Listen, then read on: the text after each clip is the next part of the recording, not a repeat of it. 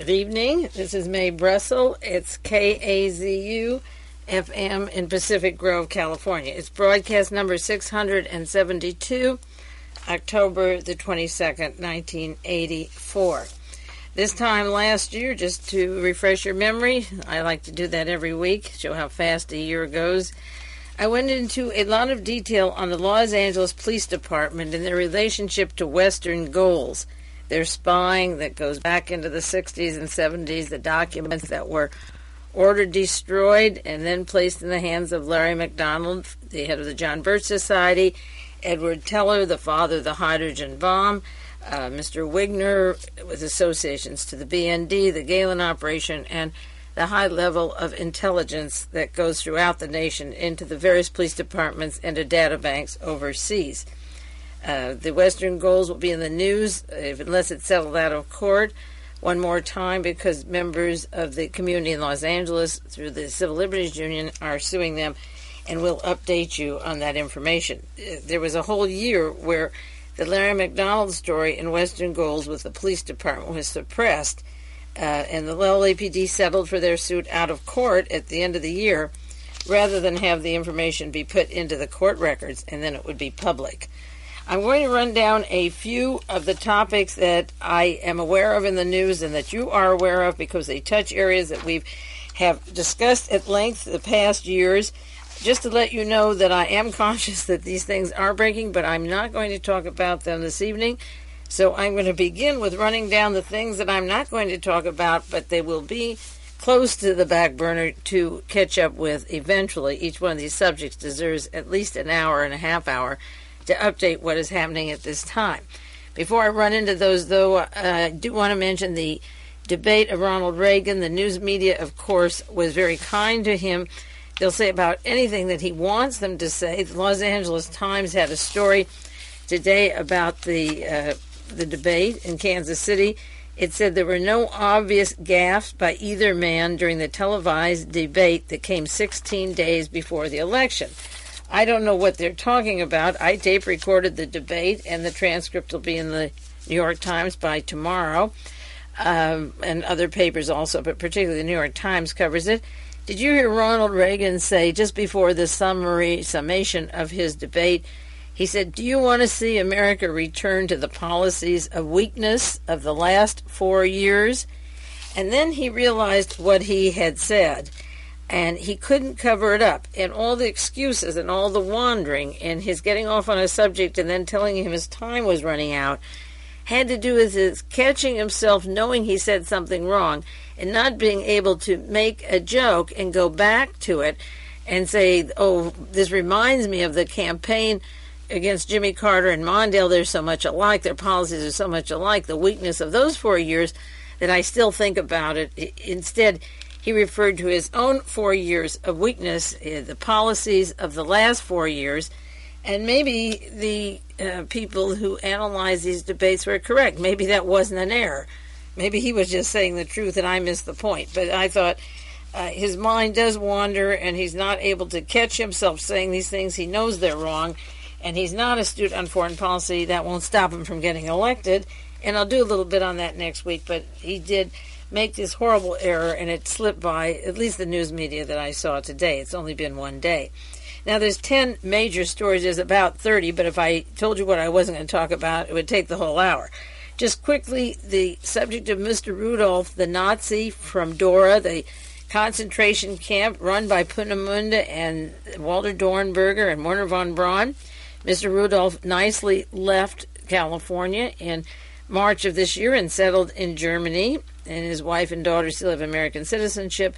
It was no surprise to me, Project Paperclip, that he came in under that guise of being a scientist. He was a scientist, but he was a war criminal, and they should not have been allowed, these people who ran these camps and made people work until they were dead, into the United States.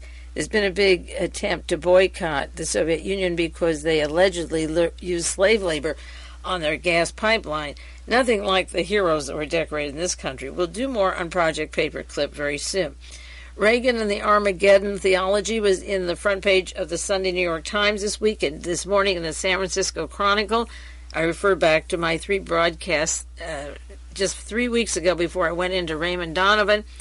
Actually, it was a continuous 3-part series on the Armageddon, and there are some other tape cassettes put out by people doing research on this subject, and the links to the Defense Department of Jerry Falwell. We've gone away from the pulpit into the National Security Council, into the planning of mutual assured destruction and limited nuclear war. The attention is finally being called by various people in the church to the Ronald Reagan belief and theology, which is similar to the fundamentalists that he entertained in the White House July the 7th before the Republican convention, and they wrote the platform for the convention. Third, the CIA manual that urges selective violence to hire professional criminals. We've seen this in the United States continuously. The murders that I've talked about of witnesses to trials, people whose corporations were taken over, judges, actors, rock musicians. We have murder incorporated in this country. What is going on in Nicaragua is nothing new. We use criminals. Hitler used criminals. He let them out of the prisons, and we give parole to people to do murders on the outside. I've even talked with people from Folsom and Soledad who were supposed to be hired and released from prison to do murders. Another subject in the news last week that I haven't covered is a federal lawsuit from 2 former members of the Helionetics Company suing Edward Teller and William Simon and Admiral Hayward for financial manipulations with the company. This is the first time that the father of the hydrogen bomb, Edward Teller, on the board of Western Goals, has been named as a defendant in the suit. It has to do with Bernard Katz, who set up Helionetics and set up a company called Zonix. And you remember, I will update that Zonix was the sister corporation to the group that was run by Dr. Earl Brian, still is. Mrs. Edwin Meese gave him $16,000 right after the election, as soon as Ronald Reagan had been elected, and that began to open up the Meese entanglement of promotions and Army benefits and other nefarious things that he was doing, but didn't touch the Brian money or Helionetics getting into that, and that is subject to massive investigation and stock manipulation eventually. Playboy has an article this month, and I mentioned it before, advertised full page now in the papers. It's December. Playboy, a book coming out, Howard Hughes Plans to Buy the U.S. Government. That's not in the past tense. The Hughes organization put into wheeling and power Paul Laxalt, who is indeed the right-hand man of the Republican Party that's going to be reelected, and of Ronald Reagan, with the links to Nevada, New Jersey, and the Mafia, international Mafia. Paul Laxalt's scandals will surface after Reagan's elected. They're holding it up till after the election. This is the anniversary of the Grenada Blitzkrieg. I've wanted all year and haven't had time to do an update in 3 or 4 more broadcasts, which I will do as soon as possible, on Grenada. The important thing was that the students were not in danger. The airstrip was not for the Soviet Union or for Maurice Bishop to invade all of Central America as an offensive position. We've put $57 million allocated to the island. The Americans are not welcome. And 1 year later, Sir Eric Gary is ready to run the government. He was the close associate of Mr. Pinochet in Chile, to Papa Doc in Haiti, to the president of South Korea, and ran his goon squads. He is the Mafia, the Nazi connections to our State Department, to Alexander Haig, Mr. Califano. He was put into power after carefully being coached in Miami and in Washington, and our armies wore the American helmet, which became the Nazi helmet, produced our blitzkrieg, lied about the death figures, and kept the news media off. And now, because they were not allowed in Grenada, the Pentagon has laid terms, okay, you can go to the next invasion, but we select who, when, and how. We'll screen you. There also is a lot more information about Klaus Barbie. Jack Anderson had an article today, the people that protected him, justifying it, pretending they didn't know, some knew, went on to be university professors in this country. And it's 2 years this January since Barbie was pulled in, but the trial hasn't begun. It will link to the CIA, before the CIA, the intelligence establishment that had him, and then to the future CIA, and then the cocaine connections down in Central America. Barbie is a hot potato. They have him there, and they're waiting. It's been 2 years, and they're really afraid to bring him to trial.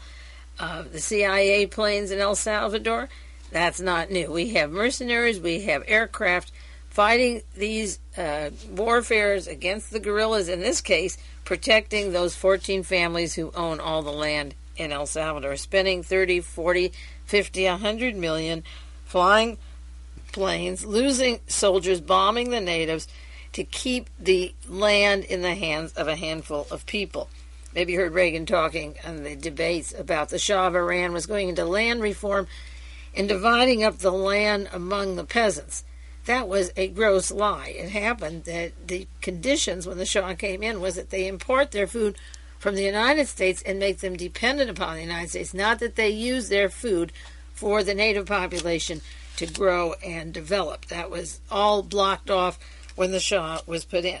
And finally, there was a story in the Washington Times this week listing the 12 targets for defeat by the conservative think tanks. They did very well in the last elections and then before, got rid of the so-called liberal congressman, and in a few years we will have a Congress and a Supreme Court identical to the one that Hitler had, where every person sitting in those seats will have been put in by the religious right, the church, and the Richard Vagary Young Americans for Freedom organization, the computers, that will knock out each individual congressman with a whammo and put in the conservatives in his place. Now I'm going to continue with part 2 of Raymond Donovan.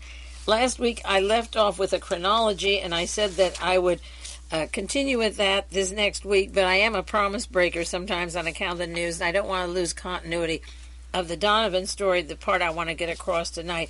So the chronology will be updated or completed in 1 or 2 weeks, so you'll have a good overview. But I want to jump right now to some very important articles and books about people involved with Raymond Donovan, and again ask the question, why was it so important for Ronald Reagan, with all the evidence there was about Donovan, to force the FBI, the Justice Department, and the hierarchy in Washington to go along with that appointment? It has to be one of the most important appointments for Ronald Reagan, and they took the chance that it wouldn't bring him down or rub off on to the administration. Reagan would have his 4th term. He's untouchable. There's the Teflon factor, and identical to the drama of Watergate, and I mentioned this before, but the Scotch tape was on the door, and it was removed by the people at the Democratic headquarters, and then another piece was put down, and the guard was able to get in to the hotel and call the police, and just in the nick of time, the top people going back from the Bay of Pigs, the Kennedy assassination, the Nixon administration, the Nixon nefarious teamwork with Mafia, with Nazis, and so forth. These various characters going back before the Bay of Pigs, when Nixon was vice president, were all caught at that hotel. Now, there were 4 years of investigations from 1939 to 1943, and just because one particular witness began to tell the Bronx district attorney things that he told the confirmation hearing investigators, the FBI, he told the special prosecutors in June, he told Mr. Leon Silverman, and they all pretended that they didn't want to hear him, and finally somebody believed him. And so the very day that the statute of limitations would run off, Raymond Donovan and the members of his construction company, the Chiavone Company, and 2 people that worked with him who are charged with murder indictments, also the partners of Donovan who got contracts from him with drug smuggling and trafficking, and very fine company. The arrest and the indictment came, as I say, just hours before the statute of limitations wore off. Joseph Kraft had a syndicated column October the 5th. The one I have here is from the Houston Post, but it goes all over the country, called New Sleaze Chapter. And in it he says, if the Bronx indictment sticks, the whole administration is in trouble, for the case rests on evidence that has been strangely neglected rather than covered up by the FBI, the Justice Department, the White House, including Attorney General designate Edwin Meese and the President himself. As I mentioned last week, there hasn't been such a sweep since Watergate, where we had the Attorney General John Mitchell, the President Nixon, and L. Patrick Gray, the acting director of the FBI, and John Dean, the attorney for the President, and his top White House staff are out. And Joseph Kraft is saying that this, again, involves the new Attorney General, the President, the FBI, and the Justice Department. Those are very strong words. Among the other strong words was an article in the Washington Post by George Lardner. He's been covering the Donovan case for several years, October the 1st, 1984. He tells about the tap that was placed on the telephone of Mafia soldier William Maselli. I mentioned that last week, in January of 79. Now, the FBI, a team of agents, not one or two, a team, put a tap on the telephone and into the offices, the meatpacking offices of Maselli. This is what they picked up. He mentions an extraordinary productive surveillance came out. They churned up allegations and conversations of literally dozens of crimes, starting with murder, hijacking, kickbacks on government contracts, extortion, bribery, political corruption, fencing, narcotics trafficking, gambling, perjury, and more. I imagine the more is prostitution and pornography. I mean, what's left out of this? An example of narcotics trafficking is that Mr. Maselli went to jail for 7 years for passing off or trying to pass off $1 million of synthetic cocaine. Now, this article in Washington Post, Mr. Lardner says, not one of the 857 tape recordings compiled was ever played in any single open courtroom. This is yet to come out in the courtroom soon. The article, and I'll go into details about it later, but I just want to cover a certain train of thought and then go back to this story about the FBI handling of the wiretap. When the district attorney wanted the crime force in New York to get the FBI tapes that were to be released and given to the prosecutors, they were held up. And this article goes through a whole series of ways that the government held up these tapes. And then they quoted Jane Parver in the article. It said, at length, according to one account of Jane Parver, that when they heard of the major crimes the unit had for the U.S. Attorney's Office in Manhattan, they already had those there in Manhattan, they were informed in late January that someone in the FBI in Washington, D.C., not in New York City, someone in Washington, D.C., had entered into certain secret agreements with congressmen and other public persons that the tapes would never be released. The tapes were called Operation Tum Con. Con would be convict. I don't know what the Tum is. Operation Tum Con were these tape recordings. They would never be released. And so when information came from William Orlando to the district attorney in the Bronx about how he murdered Mr. Maselli while he was working for the FBI, not murdered Maselli, how he murdered Mr. Frasconi, Salvatore Frasconi.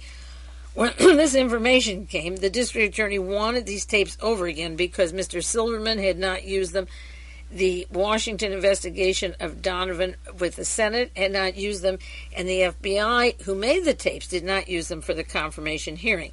So they were locked up in Washington. Of course, we don't know what secret agreements were made with which congressman, but they refer to this, and then it goes on to say that there's sufficient evidence that these secret agreements did take place, and there was reference to them at different times. Some denied it, and some admitted that they did exist.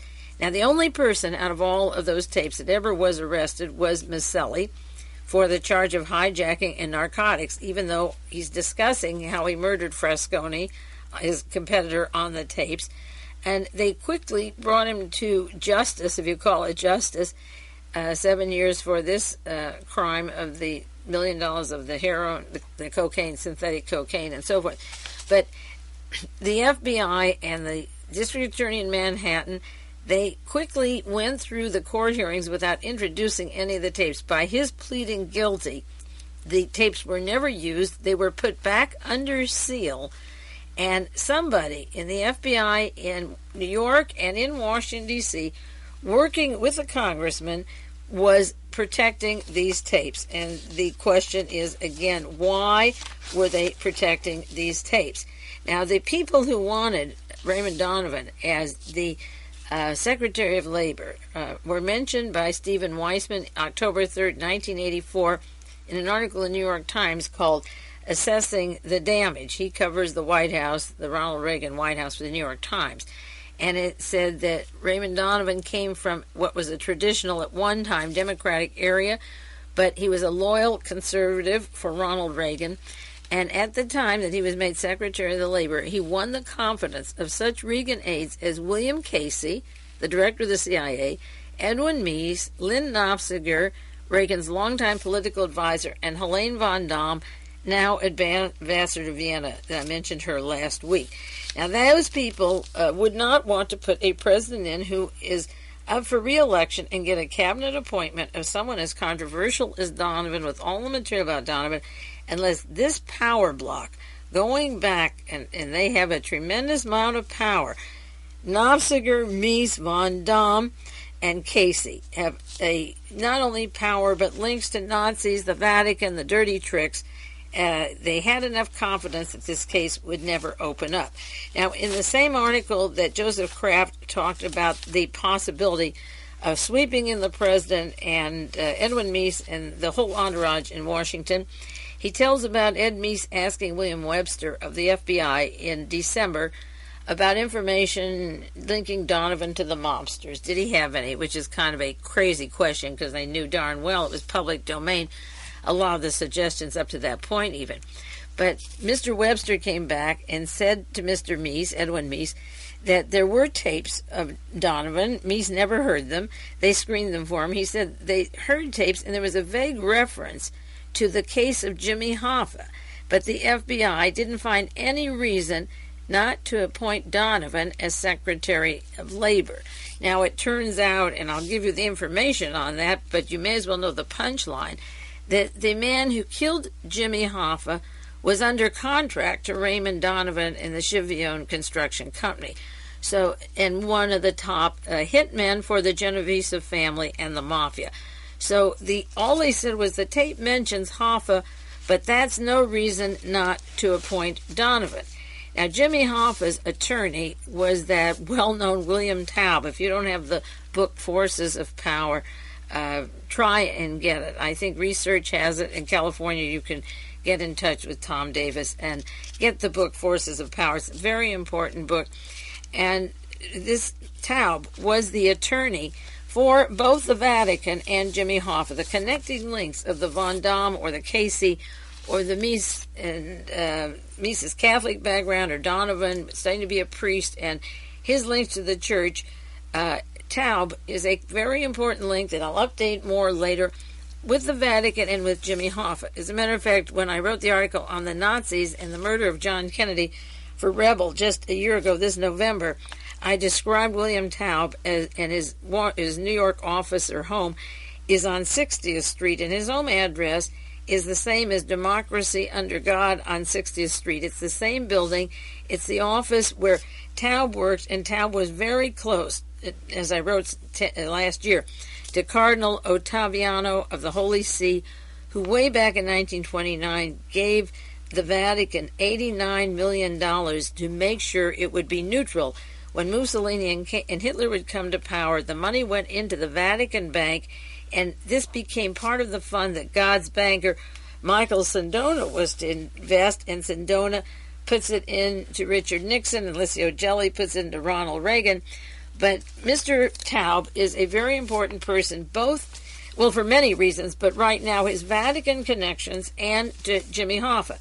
Now, he was his attorney, and in the book Forces of Power, Taub writes about how his friend Hoffa, his client, was murdered, and he describes Tony Provenzano. Many of you know that name. He's now in jail now for having killed Anthony Castellitto. He's serving time there.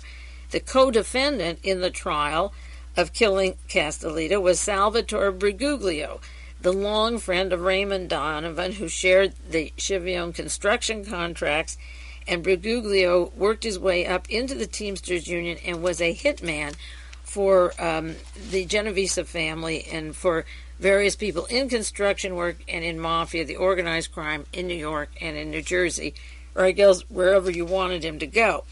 Now, the chapter on the end of Jimmy Hoffa also mentions that Hoffa was writing a book before he was murdered called Hoffa, the Real Story. And in that, he charges Mr. Fitzsimmons, who took over his place in the Teamsters Union, and he was let out of jail by Nixon and then gunned down, or garroted, rather, with his piano wire. This is the way it's described in this book.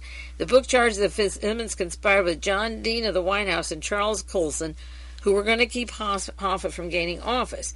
Now, the attorney for Mr. Donovan, again, when he was indicted in New York, is Mr. Bittman, who worked for Tony Lasowitz, Mr. Howard Hunt, John Dean, Charles Colson, doing under-the-table money. I'll do more on Bittman later, but the Watergate cover-up goes through the Hoffa murder to the promotion of people working with Donovan, the man who actually killed Hoffa, working with Donovan, and the book of Taubes goes into the chapter of how his friend Hoffa was murdered. And there was a fellow in prison who also was written up in Fortune magazine, May 1982, Mr. Picardo, who talked, after he was arrested, he talked about how Hoffa was murdered and gave information on Ralph Picardo. And he called up Mr. Taub, William Taub, and said about how Hoffa vanished. And he said our friend Sally Buggs, that's Briguglio, and the other two bragged about murdering him. So a few years later, as I say, when he was supposed to be a witness at a trial, this Briguglio was gunned down in New York. But before he was gunned down, and while he was active as a hitman, he was working with Raymond Donovan and did manage to erase the power of Jimmy Hoffa, his life. And then in return, Fitzsimmons gave the boats of the Teamsters to Richard Nixon and to Ronald Reagan. That's why Paul Laxalt, with the same interests in common as these people in fundraising for the GOP, was so happy to announce that the Teamsters were supporting Ronald Reagan when Mr. Presser and his father and their whole family are wall-to-wall Mafia contacts. Now, the Washington Post, going back to 1982, the current articles, as I say, Mr. Kraft is talking about Hoffa in 1984. In 1982, the Washington Post has the story of a person who rubbed up against Donovan and was about to sue him 10 years ago, except that his car was bumped into, he had an accident, his car was stolen, his papers were stolen, and he gave up. He's one of the lucky ones who lived and wasn't gunned down. His name is James J. Donelan, D-O-N-E-L-A-N. He worked with Donovan, knew him, fought with him, and he was giving testimony in the Senate hearings on the possible mob connections of Donovan that were cleared by the special prosecutor. And in the Washington Post 2 years ago, he said Donovan and his company have been dogged with allegations of bid rigging in the past, most recently in connection with the unresolved charges linking Donovan to Salvatore Briguglio. So Washington Post and George Lardner, several years ago, he's been covering these articles for a long time, had the details of the relationship of our Secretary of Labor to this hitman for the Genovese family, who evidently everybody knew in 1975 was the one who had gunned down Hoffa and had done other murders before, was indicted and questioned about other murders before. Now, last week I mentioned this woman, Jeannie, that was murdered, who was a friend of Briguglio and Donovan. And the source was Fortune magazine. The article I had was New York Daily News, Thursday, May the 13th, 1982, about Secretary of Labor Raymond Donovan linked by an FBI informant to a friend named Jeannie who disappeared under mysterious circumstances. Remember, the Fred Farino is to be murdered in May of 82 to protect Raymond Donovan, the people said, and Nat Maselli was murdered. He was an informer for the FBI, working with the special prosecutor. There were death threats to the investigators in the Senate, and I mentioned this Jeannie who disappeared. And this brief article told about Donovan being close with Joan Torino and this Briguglio and going down to Miami to the Super Bowl. And it has a strong link of Donovan to the Genovese crime family, the hit squads and the death squads. That was 2 years ago. And yet Raymond Donovan stayed on as Secretary of Labor and would have stayed on, as I say, unless under the hour, the very day that the statutes ran out, he was named. Now we'll take a 1-minute break from this discussion and go back some more to Raymond Donovan and his links to the crime, and how much the president knew, how much Helene Von Damme and Edwin Meese and William Casey knew and kept him all this time, kept the tapes locked up, kept their fingers crossed, and hoped that none of this would come out. It is coming out, and it could be identical to Watergate, where Nixon got elected in 1972, November 72, but became unglued later in the year. It would require a special prosecutor to find out which congressmen are named in those tapes and who's covering it up. We'll take a 1-minute break and then go back to that subject.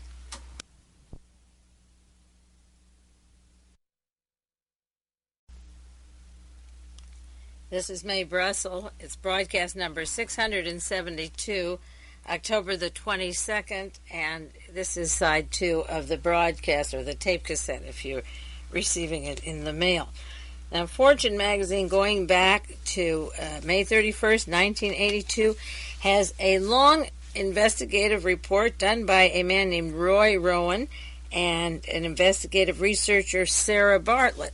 And it's interesting how the Secretary of Labor, in such an important job in charge of occupational safety and mine safety and benefits of laborers, he's supposed to be representing the laborer's interest in that department, not the ownership. And this Secretary of Labor, Donovan, has swung all of his pitch to protect the owners of the factories, and he's been very much a subject of controversy in antagonizing people in the labor movement. So therefore it's unusual that Fortune magazine, I think it's unusual, goes into attacking Raymond Donovan, who represents, really, for Ronald Reagan, the interests of the people that Fortune magazine talks about and writes about and protects. But going back 2 years ago, they had an article, The Payoff Charges Against Reagan's Labor Secretary. And it goes into the low profile Mr. Donovan was keeping for 2 years, that there were recurring allegations of payoffs to corrupt union bosses, accusations of underworld connections that keep surfacing. And they mentioned Representative Orrin Hatch, Senator Orrin Hatch of the committee investigating, the Labor Committee in Congress investigating Donovan. It was like a fox watching the chicken house to have Orrin Hatch there. Now, Orrin Hatch did make a statement. He passed on Donovan, even though there's a lot of information about him at the time of the confirmation hearings. And what he said about the Secretary of Labor, he said, "I have to tell you, if any of these allegations prove to be true, it'll be a miserable experience for everybody concerned." Orrin Hatch, they said, an upright Mormon who wants re-election, who wants Reagan's support, had to go ahead and say that Donovan had a clean slate. But he said, if any of the allegations prove to be true, it will be miserable. Now, the minute Raymond Donovan was arrested, the very first person whose picture was in all the newspapers was Orrin Hatch, not saying, "I warned 2 years ago we could have trouble," or "I told the president to get rid of him." He said, "This is political. This is a Democratic DA in the Bronx. They're only doing that because they're Democrats and the Republicans are running for re-election and for election." And he made it a political thing that was happening in the indictment when it should have happened 4 years ago with all the tapes of the various crimes that I listed. So the Fortune magazine talks about the links of the Schiavone Corporation, and they do quite a good job of all places. This isn't Nation or New Republic or some of the People's World or what you think the left coverage should be or think it is. It never is, and it takes these conservative kind of papers like Barron's on Mark Rich, or somebody keeps sending me those wonderful articles on that. And Fortune has this article. You can check it out and have copies made at your local libraries. It tells about his relationship with the confessed Mafia soldier and hijacker and drug trafficker Pellegrino Maselli, otherwise known as William Maselli, how the Schiavone Construction Company worked with them, that they hired Maselli in 1977 as a subcontractor. And then it says the Fortune learned that there were references to the 1979 Super Bowl in which Maselli was there and had entertainment for Donovan and the Schiavone officials. And there were conversations with the mobsters of washing money through the Schiavone Corporation, construction company, and the use of vouchers ranging from $10,000 to $50,000. It goes on to say the FBI failed to inform the Senate that there were 90 hours of tapes, actually 6 months of tapes, with references to Donovan and his company. And Francis Mullen, the FBI Executive Assistant Director, said there was no reference to Donovan in the New Jersey wiretaps. The wiretaps were actually in New York. So this is the way they covered it. Mr. Mullen, I've said before, is very controversial. There were allegations he was linked to the crime syndicate in New Orleans before Reagan appointed him, and of course Donovan was in New Orleans until 1952 at that seminary, ready to be a priest before he latched on as vice president of the Schiavone construction company. The Fortune article tells about Maselli's ambitious plans, peddling the synthetic cocaine, how he ran a meat supply company in the Bronx. That's before his friend Raymond Donovan hand wrote a check for $200,000 and then $1 million to get him started. I mentioned that last week. And it goes into the Genovese contacts at the game, and not only in Miami at the Super Bowl was there Mr. Maselli and the mobsters with a group of high people from the Schiavone company, but down there was Mr. Joe Bugliarelli. He's Joe Bugs Bugliarelli, riding around in his Rolls Royce down there at the Super Bowl. The Mafia sidekick of Maselli, who also is a defendant in this particular case for killing Mr. Frasconi, their competitor, and getting him out of the way to take over the company, the Joe Pell company. Joe Bugliarelli is a defendant with Maselli. They were down at the Super Bowl game.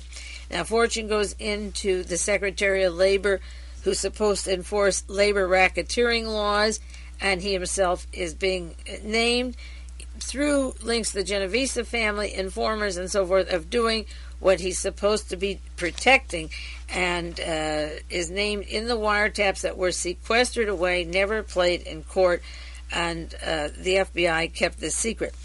The Fortune magazine says, submerged in the files, the FBI officials reported when Raymond Donovan was confirmed as the Secretary of Labor that the Bureau employed 62 agents, 8 supervisors, 49 character witnesses. They did a complete background investigation. They didn't say they did a clearance. They did a background investigation. They described Donovan as conscientious, capable, dynamic, responsible, and hardworking. Well, so was Adolf Hitler, and so was Klaus Barbie, and so was Mr. Rudolph at Punneman, and Mr. Walter Dornberger built helicopter. They were conscientious, capable, dynamic, responsible, and hardworking. But the investigations weren't supposed to look into the adjectives. They were supposed to look into crimes. The FBI had a special inquiry unit called SPIN, S-P-I-N, special, S-P, capital S-P, capital I-N, and they gathered allegations, grave allegations about Donovan, and they thought that the president-elect would back off from the appointment. Now, Fortune is saying 2 years later, that they were surprised. They thought that the president would back off. Now, what is the hold there that he doesn't back off, that he is passed, and Ted Kennedy passed him, and Orrin Hatch, and Mr. Francis Mullen, and they had all of this information. Now, a large section of Fortune magazine on page 83 is called What the FBI Found in Its Files. The Senate Labor Committee dropped a good-sized shoe last week when it released some of the previously withheld FBI reports. They still cleared Donovan. Mr. Leon Silverman had a special prosecutor, and Donovan was cleared. One identified informant, whom the FBI said it had found reasonable, claimed that Donovan had a long-standing relationship with Salvatore Briguglio, Sally Bugs, in the underworld, a labor racketeer, reputed Mafia hitman, a prime suspect in the murder of Jimmy Hoffa, who was the controversial head of the Teamsters Union and disappeared in 1975. Briguglio was suggested as the person. This is going back besides William Taub's book, and he's the attorney for Hoffa. And they used Mr. Picardo, again, who became an FBI informer, the man who used the piano wires to kill Hoffa. It tells the links of Mr. Briguglio to Anthony Provenzano in New Jersey, how he helped fix up Tony's home and put the plumbing, the shingles, and so forth. And Donovan and Briguglio took various pleasure trips together. And this is the article that the Daily News was quoting. Briguglio and his girlfriend, Joan Torino, and Donovan with a certain female known as Jeannie, who disappeared when this article was written and lived close by, traveled together and had social arrangements as well as building contracts. Fortune says, called it the murdering slime. The new allegations about Briguglio killing Hoffa come from Mr. Picardo. The FBI gave him a lie test and so forth, found him reasonable, and he's the guy, as I say, that worked with William Taub. He's a paid FBI informant, and Donovan refers to him as the murdering slime. I heard that quotation, and I thought he was talking about Mr. William Orlando, who spilled the beans finally and told how he shot Frasconi for Maselli, and Donovan's names are on those tapes. But the murdering slime is Ralph Picardo, who told about the murder of Hoffa, and the links of Briguglio, who did the murder and actually did the murder close to the Schiavone company and actually to this Raymond Donovan. He worked with Hoffa, killed Hoffa, and was close to, contracted with, and socialized Briguglio with Raymond Donovan. Now, there's some reason, as I say, that the White House, one thing is Elaine Von Damme is very close to Roy Cohn. She has property with him in Washington. She's always had a close association with Roy Cohn. Roy Cohn's now the attorney for the New Jersey Generals, the U.S. Football League. Somebody just sent me that article from the San Francisco Examiner. Elaine Von Damme and Roy Cohn are very close, and Roy Cohn represents a good hunk of the Mafia in New Jersey and in New York as their attorney. And Roy Cohn is also on the board of Western Goals that had the $100,000 computer into the Los Angeles Police Department, along with Edward Teller and Larry McDonald. You can't separate the Mafia, the computers, the data banks that go to Europe, Vienna, where Elaine Von Damme is now the ambassador, from the Mafia kingpins. And then that leads us to another subject I hope I have time to bring up is the President of the United States a prisoner of the organized crime? Did the crime syndicate, such as Jack Ruby and Carlos Marcello, Sam Giancana, John Rosselli, and Tony Genovese, help kill the primary witnesses of the Kennedy assassination, helped hiring people to kill John Kennedy, and the debt that was paid for the last 20 years was to let them move in and take over the Justice Department and the White House? There would be no Reagan if there was no Mafia hitmen in this country. There'd be no Nixon without Mafia hitmans and political assassinations in this country. The killing of John Kennedy, Robert Kennedy, Martin Luther King, getting these people out of the way. They had a debt to them, and now it seems that they have to pay their debt. And whether they're exposed or not, can keep covering it up or new ones come in, everybody now has some taint that goes to these people who have killed and kept killing in order to keep the way the power was taken silenced by killing the primary witnesses. Now, Fortune refers to 1967 and 68. This is long before Donovan. He wasn't nominated until December of 80. Picardo worked for the OK Trucking Company. Mr. Picardo, a firm owned secretly by Sal Briguglio, the man who killed Hoffa. Part of his job, he told the FBI, was to deliver phony invoices to the Schiavone company and ask for Ray. There was only one Ray there, and that was Ray Donovan. Donovan told the Labor Committee interrogators that the Schiavone construction was never shaken down, and yet these people talked. And on the tapes that were locked up, he never knew when he told the hearings that these tapes would ever surface in any way. The primary witnesses were being killed, Mr. Farino, Nat Maselli, Jeannie disappeared, and they never thought there would be this DA in the Bronx that would demand those tapes and finally get them. Fortune goes on, a driver who sometimes chauffeured Picardo on his Friday rounds told the FBI that little Ralphie took a tuna bag, a brown paper bag that supposedly carried tuna fish sandwiches, but it was payoffs he collected from the Teamsters. And these payoffs, Briguglio told Picardo, were to buy labor peace from the Teamster local and from people that worked for the Schiavone company. For labor peace meant that Schiavone was buying the right to use non-union labor on certain jobs. This is our Secretary of Labor described in no less than Fortune magazine going back to May 31st, 1982. You can look that up. The FBI told Mr. Orrin Hatch's committee it had combed the Schiavone Construction canceled checks, and they found checks made to the OK Trucking Company. That's the one of Briguglio and Picardo, the OK Trucking Company. But they said this was not Briguglio's company, and it turns out that it was.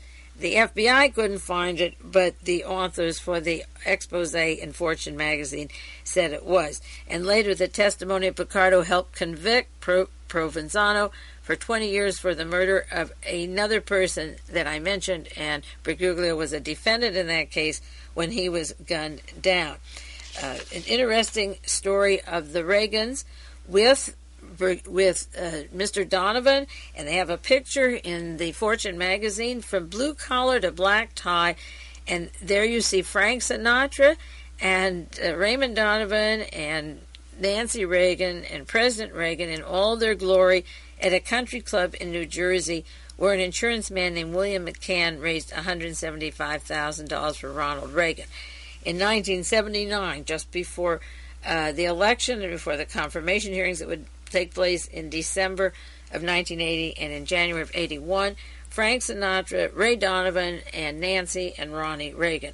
A black tie collar and blue collar and black tie dinner. And it tells about Donovan, who studied to be a priest, graduated from Notre Dame in New Orleans, the seminary, in 1952, worked his way up with the wealthy, put his $30 million stake in the Schiavone. He has extensive oil and gas holdings in Florida and real estate investments, active with the Reagan-Bush campaign in New Jersey, delivered and a big hunk of money, and then went on to become Secretary of Labor. Now, the article that describes the hijacking, murder, kickbacks, bribery, political corruption by George Lardner is a long story. I've just given you a few quotes out of the Washington Post, October the 1st, 1981, and 84 rather, and it's about how the FBI skirted around the investigations that in 1979 William Orlando set up with a team of FBI agents listening devices in the Bronx warehouse owned by Maselli. Now, I still am shocked to think that Mr. Orlando had murdered Fresconi, the competitor. By then, Maselli is in business with Raymond Donovan and the Schiavone construction, from meat packing to the 63rd Street Tunnel subway. And then the FBI agent who killed Fresconi sets up a wiretap on his friend Maselli, and this is where they bring in the talk, according to the Washington Post, on the tapes of political corruption, particularly New York politicians. Now, everywhere in New York, there's the Genoveses, the Gambinos, and the city is dependent upon the laborers and the Catholic vote, strong Catholic vote, Irish, Italian, Catholic, and these tapes carried information about, I guess, all the population that was going to be political. And I'm sure that the hold they have on Miss Geraldine Ferraro has to do with her husband's property in Little Italy, the Mafia that helped put her in, paid her debts. Mr. Rupert Murdoch is putting articles now in his London papers and in New York about the Mafia connections to Geraldine Ferraro. He's the fellow from Australia and London who owns the London Times, who bought the Chicago Tribune because he didn't want any more stories about Grenada or Edwin Meese. He's not talking about Meese and Roy Cohn and Helene Von Damme and Lynn Nofziger and the Mafia. He's talking about Ferraro and the Mafia. But right now, it's the president that is being inspected, and they're trying to get to the Ferraro story. The Washington Post story says that there never was a single indictment. With all this information, they had those tapes from 1979 up until October the 1st, 1984. There wasn't a single indictment. The only one who went to jail out of all of it was Mr. Maselli, and his charge was hijacking and narcotics traffic, and by pleading guilty, he got his sentence reduced and the tapes were locked up again where nobody could see them. The stories about murder were on the tapes, and they were covered up by the district attorneys, the FBI. They had all of that all this time in New York City and in Washington and held it up. The sequence of events about the FBI, according to Mr. Lardner, leave questions of the handling of the original investigation wide open. Where there is talk of the corruption, political corruption, and the New York politicians, why they're asking now, did the FBI never go into the case? If it hadn't been for William Orlando, who volunteered to the Bronx District Attorney to talk about this murder of Frasconi, this wouldn't have opened up. The people who killed Ms. Fred Farino and Nat Maselli, linked to the Genovese family and linked to Donovan, I'll do more links of him to these families, said that these primary witnesses were murdered in June of 82 and in August 82 to protect Raymond Donovan. But what about before he was appointed into this position? This is absolute total power over our system of government. And the Washington Post article asked the question, how did the FBI do this, and why did they do that? And that's what Mr. Kraft is asking in syndicated column, and there are a lot of questions that I'm asking that still are not answered. Now, I just throw out the idea about Raymond Donovan and the Schiavone construction and his ilk actually controlling the president, the White House, and the president's office. At the time the Senate was investigating Raymond Donovan and the Schiavone Construction Company, the Senate Labor Committee was completely infiltrated in the spring and summer of 1982 by people hired by Donovan's company to keep track of what was being said at the hearings. One of the employees was Ralph Scherer, Sharer, and another one was a Mr. Shortley. I mentioned him last week, I believe Robert Shortley, who was a spy for the construction company. Now, Shortley was not only hired by the Schiavone company, to Ronald Schiavone, to see what the committee was saying, and Mr. Donovan, I mentioned, they spied on them, and then 2 years later they were indicted. But Mr. Shortley is the brother-in-law of Tony Dolan, who writes one of the speechwriters for Ronald Reagan. The brother-in-law of the man employed by Donovan and Schiavone is a speechwriter for Ronald Reagan. Another point in the Joseph Kraft article is that he mentions that the head of the Schiavone's Washington office knew Edwin Meese, Ed Rollins of the White House, he's the one that runs the computers in the campaign, the White House political staff, and Edward Hickey. Now, Edward Hickey is a security man for the president, and he received $10,000 interest-free loan from Donovan. Now, Donovan is giving an interest-free loan to a man who is now a security man for the president. Wasn't Ronald Reagan in March 1981 speaking at a labor union luncheon at the Hilton Hotel when he was gunned down by John Hinckley and Mr. Alexander Haig from the Vatican? United later, Sovereign Military Order of Malta said he was the vicar and he was in charge of Washington. He'd been in charge of Nixon's White House staff when Nixon was Watergated. Wasn't? Yes, it was a labor union luncheon when the president was gunned down. A security man for the president gets a $10,000 interest-free loan from Donovan. Now, in the book Reagan's Ruling Class, put out by Ralph Nader last year, there's a list of people on his committee on the present danger, members of the administration who advise him on intelligence problems as part of national security.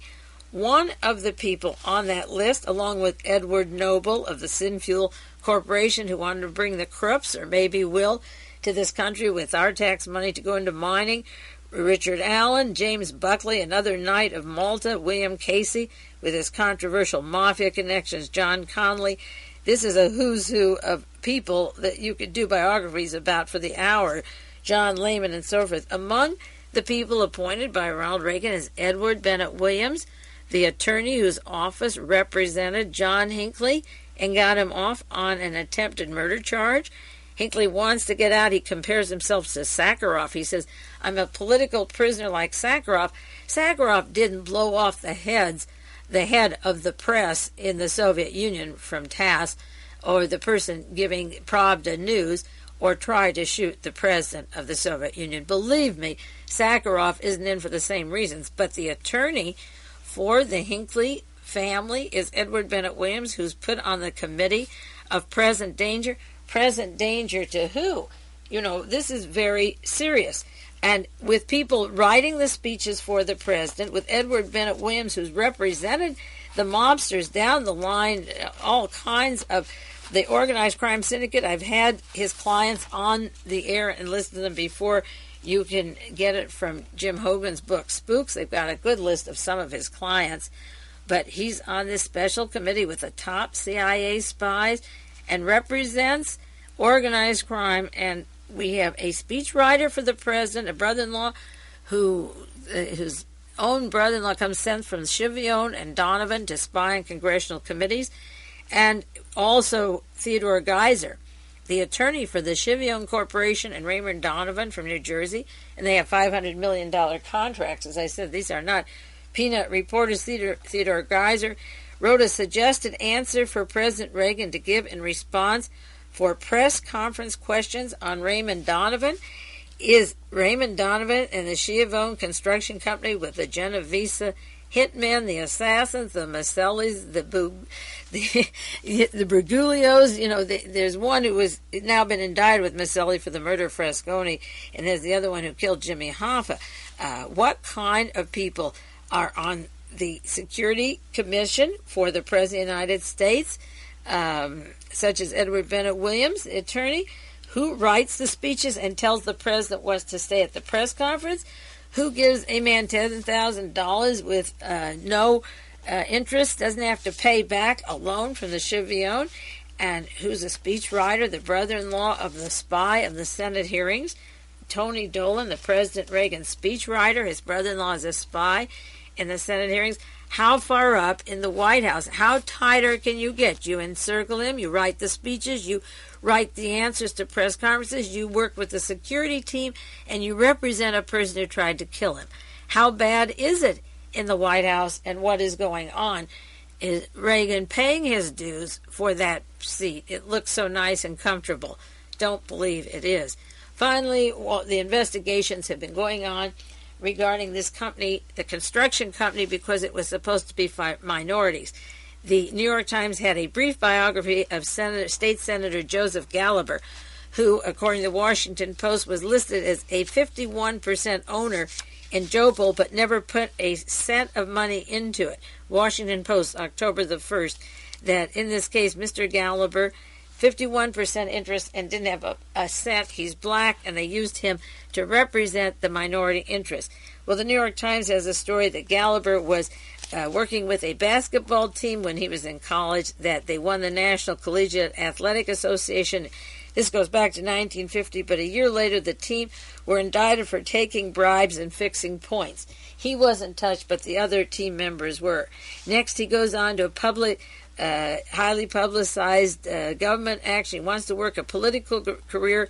He was one of the most prominent black politicians in New York City until he was forced to withdraw from a position as the first black deputy mayor in 1974 because of legal problems involving campaign contributions.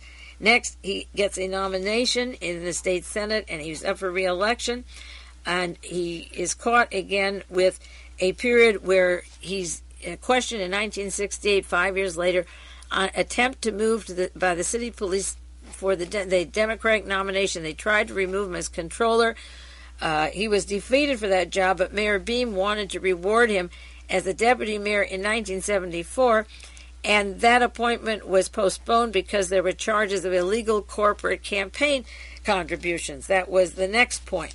And then Mr. Gallagher went on and had a personal tragedy where one of his daughters, one of the two, died of a drug overdose. So just when he was to get appointments in the city as deputy mayor, a black mayor, the financial shenanigans and accusations came forward. He was never indicted on any of those things, and he ran as a state senator in New York, a black state senator in the Democratic Party, and he allowed his name to be used with Raymond Donovan to make it look like a minority company. Now, these are a lot of serious charges. I've thrown a lot of information out at you, but those of you that have the tapes can play it over and over and listen to some of it. These are new names. They're not new names in terms of being in the news for a long time, but like Watergate, you'll hear more of them later. They'll become more familiar to you. The FBI, the Justice Department, Edwin Meese, and Ronald Reagan, I think, are in deep trouble with this because of the indictment and the massive charges and the tapes that will come out unless they all plead guilty and settle out of court. And he's the first cabinet member ever indicted while in office, so he can't plead guilty. So we'll see what happens with the case, but I'm going to do more on Donovan next week and his links to Watergate and past assassination teams. There's more to this story, as I said before, because they kept pushing and pushing, had all the information before. It didn't come later and they defended him. They had it before and insisted he be in the position, and therefore there's more to Raymond Donovan. In the meantime, this is Mae Brussell, and I'm speaking to you from Carmel, California. You save your articles on the Secretary of Labor, and we'll share more information next week.